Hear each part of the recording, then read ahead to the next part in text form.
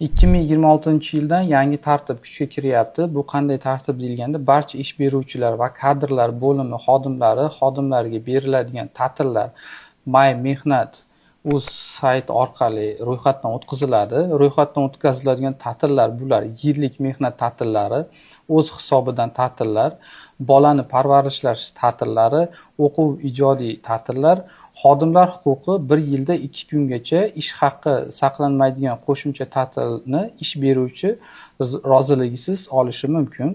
Yangi qoida bo'yicha fuqarolik huquqi shartnomalar My Mehnat uzda ro'yxatdan o'tkazilishi kerak. Ya'ni bular dogovor GPH hisoblanadi.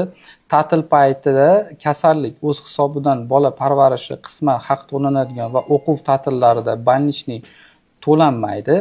Stajga qo'shimcha ta'sir o'tkazilishi staj kiradi.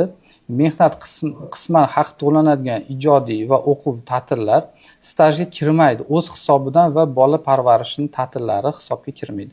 Xulosa shundaki, 2026-yildan har bir ta'til shartnoma qonunlari ro'yxatdan o'tkazilishi shart.